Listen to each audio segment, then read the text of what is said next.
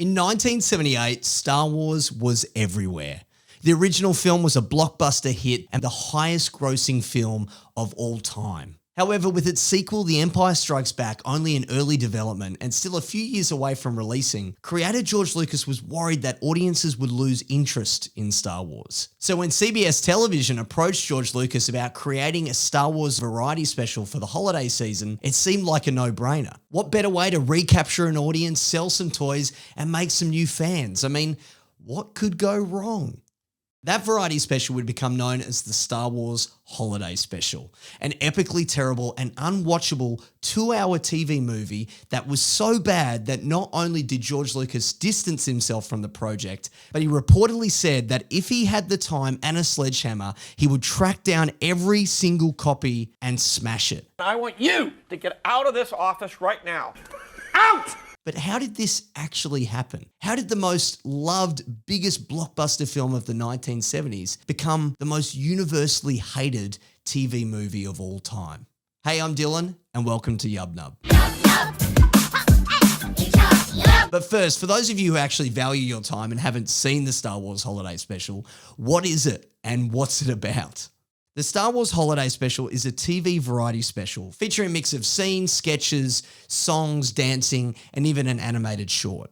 Today, this type of format doesn't really exist, but in the 70s, it was a big deal. The Star Wars Holiday Special follows Han Solo and Chewbacca on their way to visit Chewie's family to celebrate the Star Wars equivalent of Thanksgiving, called Life Day.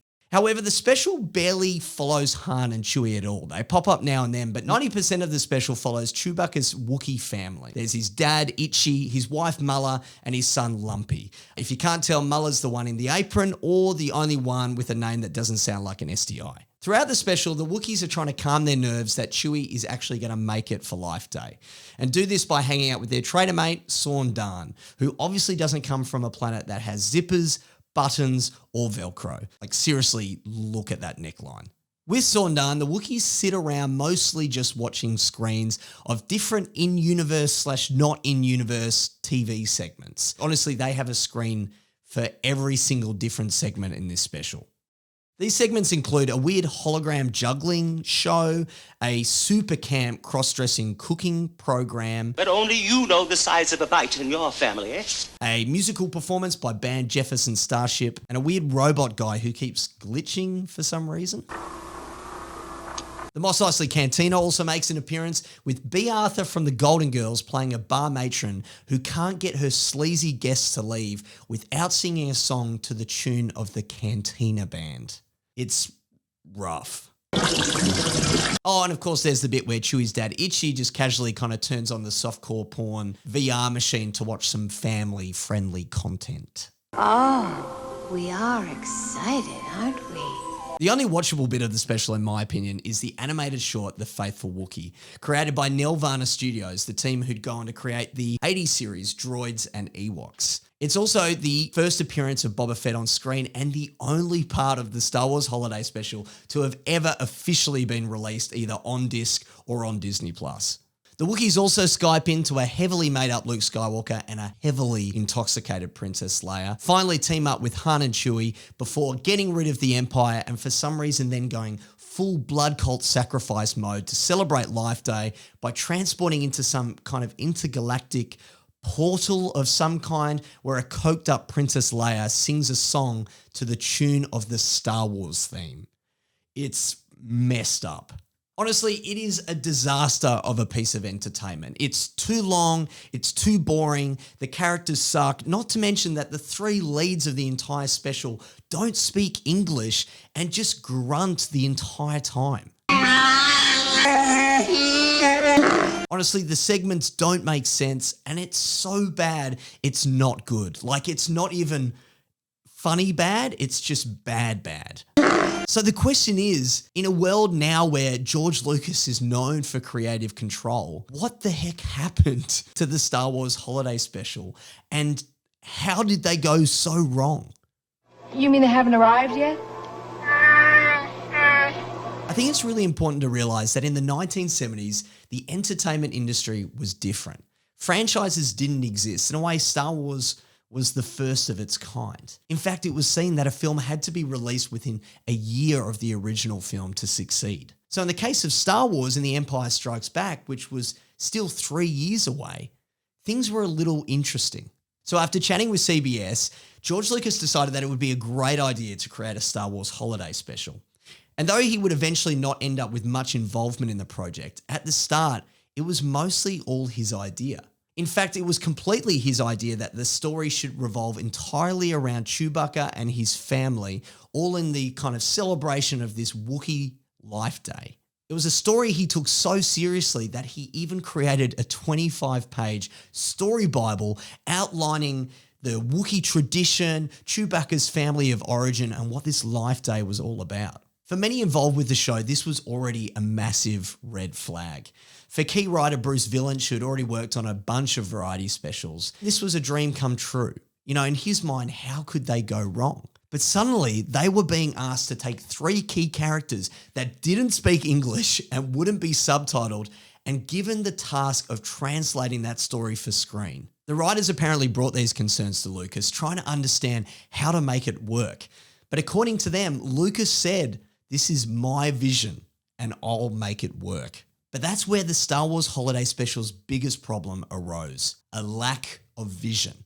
You see, it was all good for George to say that he would handle it and make it work, but as publicity concerns for Star Wars and the early development of The Empire Strikes Back started to grow, his involvement started to disappear, and before the writers knew it, George Lucas had kind of just faded into the background. And what happens to a creator's vision when the creator isn't there?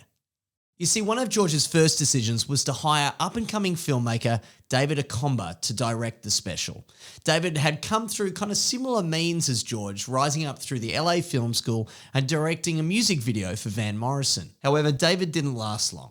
He shot the Jefferson Starship segment, the Cantina segment, and oversaw most of the animated short before finally deciding to quit the production due to creative differences with the crew. Also, it probably just sucked. You see, this is where this lack of vision really came to play, because the crew was this weird mix-up where you have an up-and-coming filmmaker and then you have TV variety writers and producers. The crew were frustrated because David would want to be out on the floor like any up-and-coming film director, talking with the actors and working with the talent, where they wanted him to be behind the monitor. And they were frustrated because he'd never worked in TV and never even done a multi-camera setup before. The two worlds just didn't combine. And that should have been a warning sign for the holiday special.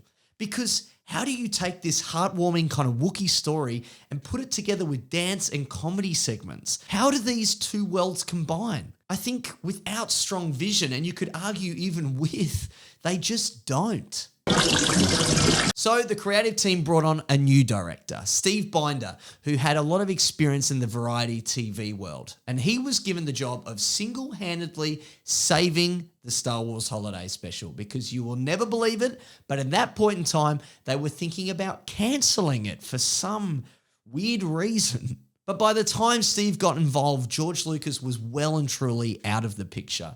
Whereas the original creative team got to sit down with the guys from Lucasfilm and George and ask questions like, do Wookiees laugh? Do they smile? Stuff like that. Steve was literally just given George's 25-page Wookiee Bible and told to go and save the project. Talk about a rough day at work. There was... According to Binder, he loved the experience. And that's often what's sad about a project like the Holiday Special. Because yeah, it's easy to look at it now and say it's terrible, but behind every terrible project is a team of people who are legitimately working really hard on it. Apparently Steve loved it. He loved doing the project and he loved working with the original cast members from the Star Wars film, even if they absolutely hated every second of it. Do you remember making this Christmas special? I think it was 1978. No, you don't remember it? So it doesn't exist in your... No, it doesn't exist. It doesn't exist? No. What if I were to tell you that I had a little piece of tape right now? No! Star Wars producer Gary Kurtz visited the set a couple of times, and he said on one occasion he had all 3 of the original key cast come up to him separately to ask him how the hell he got them into that mess. And they weren't wrong. It was flipping terrible. And that's the Holiday Special's key problem. It's not just that It sucks, which it does. It's not just that the actors hated it, which they did. It's not just that the 3 lead characters don't speak any English and you can't understand them. It's because it doesn't know what it is. And the creators didn't know either. You have to remember that in that point in time, Star Wars isn't what it is today. It wasn't this massive franchise with rules and ideas. It was one movie. How the heck are some TV variety special writers meant to know what Star Wars is? They've got people coming to them saying all this stuff. It's like, hey, Carrie Fisher really wants to sing a song. Should we let her sing a song? I guess so. Just do it to the Star Wars theme. Oh, what's Star Warsy? I don't know, space stuff. Let's have a guy drink out of his head. Oh, hey, the network wants B. Arthur from Golden Girls in this for some reason. Why? What's she got to do with Star Wars? Oh, nothing, but it'd be good if she was in it. How are they meant to do that? How are they meant to navigate or even understand what Star Wars is? I mean, hell, even people now that make Star Wars don't always know what Star Wars is. How did these guys have any hope of figuring it out in 1978? Like all organizations, projects, whatever, the creative team needed direction, and George Lucas wasn't there to give it to them. Gary Kurtz has said that for him and Lucas, the writing was on the wall. They knew it was terrible, but they could have chosen to cancel it, but they didn't. For them, they kind of decided to go, screw it. And in Kurtz's words, it couldn't be worse than all the other shitty Christmas specials. Well, it was, and George Lucas instantly knew it. Out! The Star Wars Holiday Special was only ever screened once. It was screened in multiple countries, including America, Canada, and Australia. And in America, it had 13 million viewers, which today sounds like a lot, but at the time, that wasn't even number 3 for the evening. It was utterly abysmal. And as the credits wrapped, George Lucas's name was nowhere to be found. Apparently, he immediately called CBS television to buy the masters so that no one would ever see it again, and has never released it except for one VHS tape, which he apparently gave Carrie Fisher, which she would play so that her house party guests would leave. In a way, George Lucas set the team up to fail, and fail it did.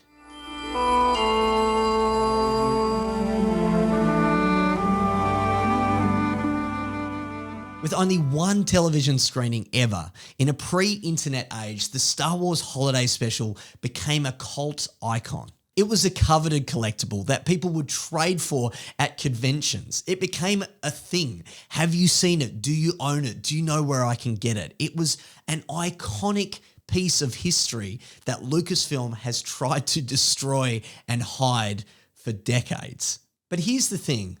Though it was uniquely, absolutely terrible, the Star Wars Holiday Special would go on to shape Star Wars forever, both as a business and as a story world. For fans of The Mandalorian, you'd recognize Mando's appearance from Boba Fett's appearance from the Star Wars Holiday Special. And if you're familiar with the expanded universe of comics, books, and games, you know that Chewbacca's family and his homeworld Kashyyyk has gone on to have multiple appearances.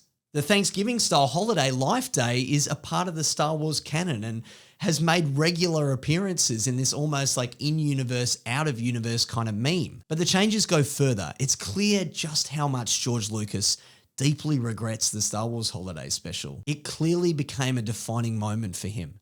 Never again would he let anyone have creative control of Star Wars. Well, not ever again.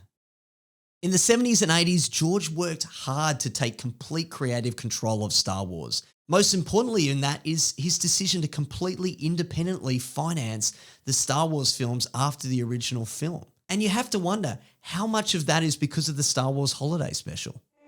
Chewbacca, we were so relieved to hear you were all right. All of you are an important part of my life, pal. I'm glad I could be here. The Star Wars Holiday Special will forever be known as one of the biggest blunders in entertainment history. And for that, it's iconic. I can't understate how bad it is and how unwatchable it is, but it's still iconic because in a way, it brings us back to a time where Star Wars and movie franchises and properties weren't what they are today. It highlights a certain age of entertainment history when brands like Star Wars not only could make mistakes, but did make mistakes. It proves that even big brands and franchises and story worlds make the wrong decisions sometimes. And maybe that's not always the worst thing. What do you think? Have you seen the Star Wars Holiday Special? What do you think makes it so iconically terrible? I'd love to hear from you in the comments. And if you enjoyed today's video, make sure you hit like, subscribe, and the bell for notifications, and I'll catch you next time. Oh.